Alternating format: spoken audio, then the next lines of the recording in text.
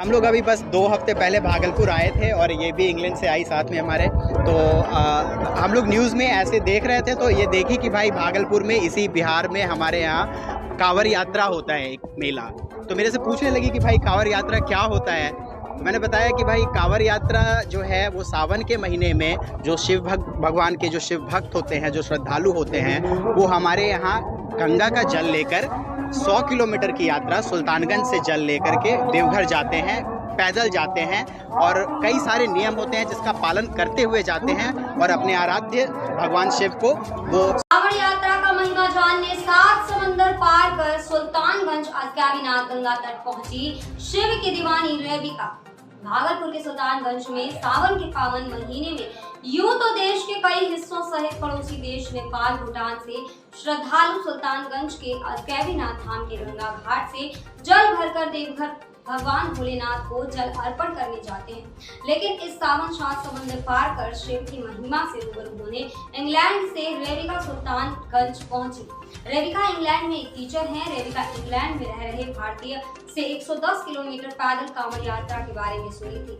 तब रेबिका को इस पैदल यात्रा को करीब से देखने की उत्सुकता हुई, जिसके बाद वो सुल्तानगंज आने की ठान ली। पैदल कांवड़ यात्रा देखने के लिए रेबिका ने भागलपुर के पंसल्ला निवासी उत्सव से शादी रचा ली।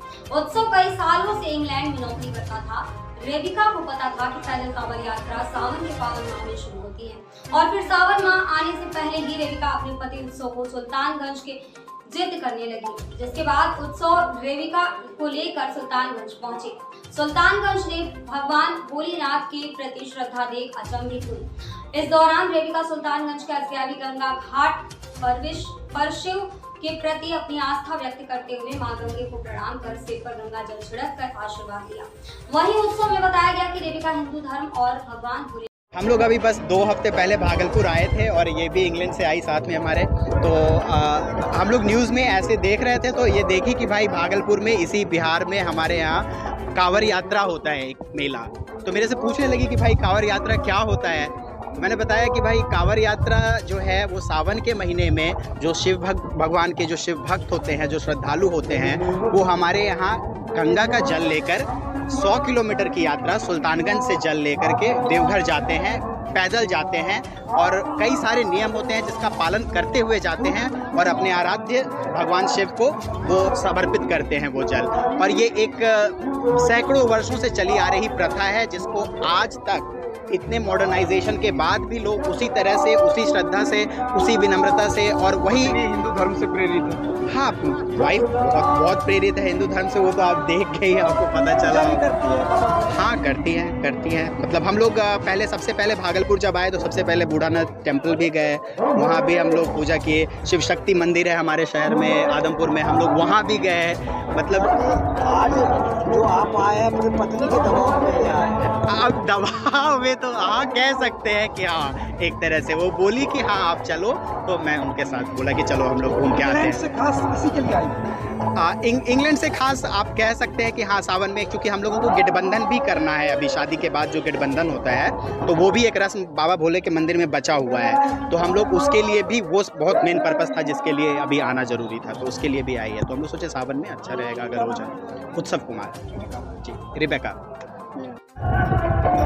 नमस्ते, बोबम जय शिवा। सॉरी मैं हिंदी सीख रही हूँ लेकिन बहुत कम आती हूँ। मैं यहाँ मेरे पति के साथ, my husband Utsav Kumar. Yeah, I'm from England and I'm so happy to be here in the holy month of Savan to see how the Hindu people, they celebrate this month. There are so many people coming here dressing orange, and we came here from Bhagalpur. Now we're here in Sultanganj, so I'm really happy to see what is happening. There's lots of music and I'm really pleasantly surprised that there's a lot of music going on, a lot of variation, and there are lots of people from different areas as well, and not only just Hindu people. I'm from England, you know, I'm not Hindu, so it's impressive for you. Yeah, it's really impressive. We're in Bihar and we can see there's changes going on for Bihari people, and that's really important. So Hindu people from Bihar and any other people as well besides Hindu people can come here and be together and enjoy this month and enjoy Lord Shiva and celebrate him, his legacy, you could say. Yes, I'm just pleasantly surprised lot of renovations been here. Very extensive land as well, so there's so much space to explore. So it's been really good. What do you think?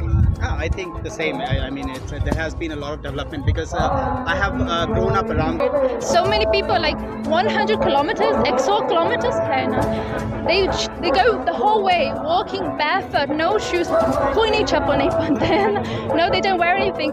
So that's a lot of dedication doing that in this heat as well. I cannot do that. I'm just a gori, you know what? I can't do all these things.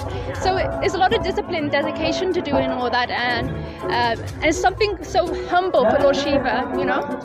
And you come together, all your families, all your community together, and it's a simple but pure and nice thing to do, actually. Yes. Boban, Haha Mahadev.